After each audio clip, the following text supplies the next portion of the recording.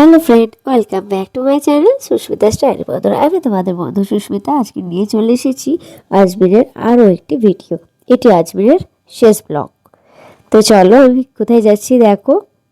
Taragarh fort শেষ করে আমরা তারপরে চলে আসি বাদবাকি সাইড সিনগুলো করতে। এটা একটি মন্দির, তো মন্দিরের ভেতরে এখন আমরা যাব। তো চলো নিয়ে যাই তোমাদের।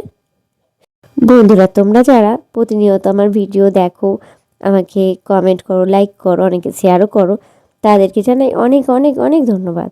তোমরা এইভাবে পাশে থেকো, আমাকে এগিয়ে যেতে সাহায্য করো। আমিও সবার পাশে আছি, পাশে থাকবো। আর যারা আমার পরিবারের নতুন সদস্য হয়েছে তাদের জানাই অনেক ধন্যবাদ আমার পরিবারে তোমাদের আসার জন্য। এখানেতে প্রথমে আছে একটা সাই বাবার মন্দির।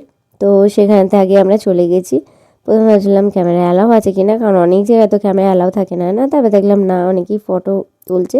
তো দেখো এখানে আমার হাজব্যান্ড আর ছেলে প্রণাম করতে ঢুকেছে, আর আমি ভিডিও করতে করতে এগিয়ে চলেছি।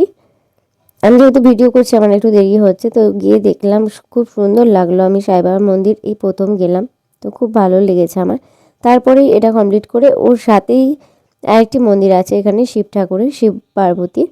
তো সেটা দর্শন করার জন্য আমরা যাচ্ছি। আমরা পুরো এই ট্যুরটা কমপ্লিট করে সোজা চলে যাব স্টেশনে।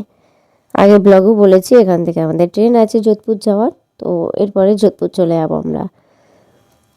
দেখো এবার কিন্তু আমরা এই মন্দিরটাই ঢুকছি। আর মন্দিরে ঢোকার সময়ই বড় বড় করে লেখাই ছিল যে এখানে ক্যামেরা অ্যালাউ নয়। তো যাই হোক, মনটা খারাপ হয়ে গেল যে ক্যামেরা বন্দি না করতে পারলে ঠিক মনটা ভরে না।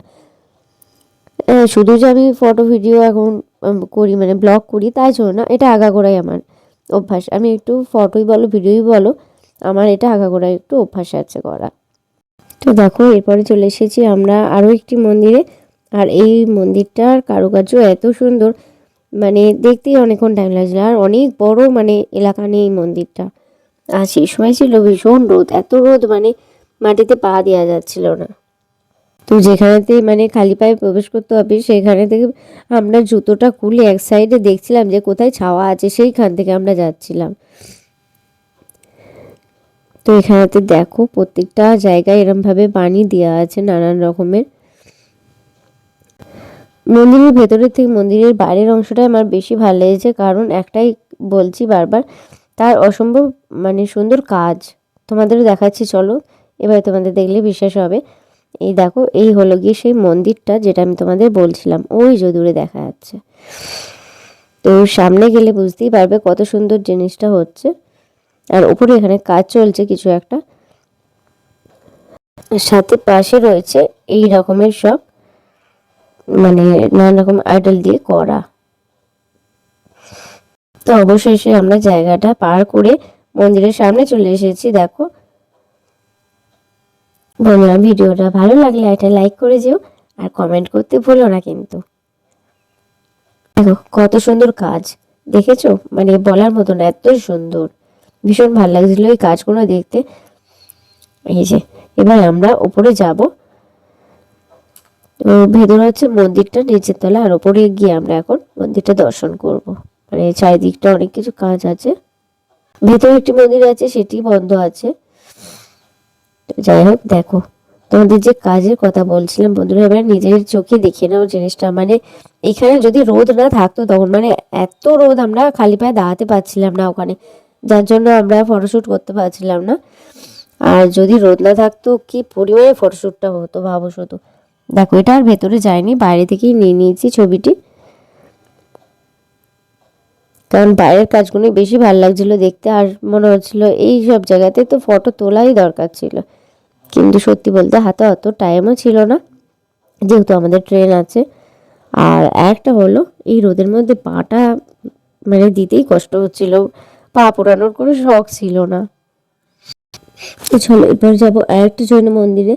তো সেইখানে গিয়ে দেখতে পাবে এত বড় মূর্তি। এর আগে কোনোদিন তোমরা দেখেছো কি অবশ্যই জানাবে। আমি তো এই প্রথম দেখলাম বন্ধুরা। তো এই যে তিনটে জায়গায় ঘুরলাম, তিনটে জায়গায় কিন্তু কোনো টিকিট মূল্য নেই, ঠিক আছে? এখানে পুরো ফ্রি অফ কস্ট। তিনটে জায়গাতেই ক্যামেরা অ্যালাউ রয়েছে। শুধু একটা মন্দিরে ক্যামেরা অ্যালাউ পাইনি, ওই শিব পার্বতী মন্দিরটা। এছাড়া সব জায়গাতে ক্যামেরা অ্যালাউ আছে। আর আমার ছেলে তো ভয়ে কোল থেকে নামছেই না। একবার যেহেতু পায়ে ছ্যাঁকা খেয়েছে, ও শুধু ভাবছে যে পা দিলে আবার যদি ছ্যাঁকা খায়, শুধু বারবার বাবার কোলে উঠে পড়ছে। এই দেখো এবারে এখানে ওরা একটু বড় ঘন্টা দেখি, আমার ছেলের ইচ্ছা হয়েছে যে এখন ঘন্টা বাজাবে, তো ওর বাবা ওকে নিয়ে তাই ঘন্টাটা বাজাতে উঠেছে। আর এইদিকে আমি তো ভেতরে ঢুকে মানে পুরো অবাক, মানে এ কী দেখছি, সামনে এত বড় একটা মূর্তি আর চারপাশে এত বড় বড় মূর্তি, মানে প্রত্যেকটা জায়গায় পুরো এই 3 দিক ঘেরা, মানে ডান দিক দিয়ে শুরু হয়েছে, যেদিকে যাবে সেদিকে এরকমের মূর্তি করা। মূর্তিগুলো নানান রকমের নাম, কিন্তু দেখতে কিন্তু সব একই। এবারে এগুলো কি কারণে কি এতগুলো করা সেটা আমার সঠিক জানা নেই, তাই আমি তোমাদের সাথে সেটা শেয়ার করতে পারলাম না বন্ধুরা। সব কিছু তো আমি জানতে পারি না, তাই না? তো তোমাদের যদি কারো জানা থাকে আমাকে অবশ্যই জানিও, আমি জানতে আগ্রহী রইলাম। দেখো এই যে বলছিলাম বড় মূর্তিটা, দেখো কি সুন্দর মূর্তিটা, এত বড় মন্দির তো এই প্রথম দেখলাম। তো বন্ধুরা তোমরা এর আগে দেখেছো? দেখো কত সুন্দর লাগছে মূর্তিটা। তো তারপরে তার নিচে দেখলাম এই জিনিসটা, এটা দেখে তো ভীষণ ভালো লাগলো, তো ওটাও একটু ক্যাপচার করে নিয়েছি। তারপর আমরা এগুলো দর্শন করে আস্তে আস্তে বেরিয়ে আসতে যাচ্ছি। তারপরে দেখি যে এখানেতে চাল পড়ে আছে, চাল পড়ে আছে, তারপর দেখলাম অনেকে এসে মুঠো করে এসে চাল দিয়ে যাচ্ছে। কী নিয়ম সেটা আমি ঠিক জানি না।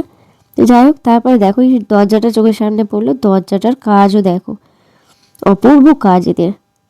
যাই হোক বন্ধুরা, তোমাদের এই ব্লগটা কেমন লাগলো অবশ্যই জানিও। আবার আমি ফিরবো যোধপুরের ব্লগ নিয়ে। সবাই ভালো থেকো, সুস্থ থেকো, আমার সাথে থেকো। টাটা বন্ধুরা।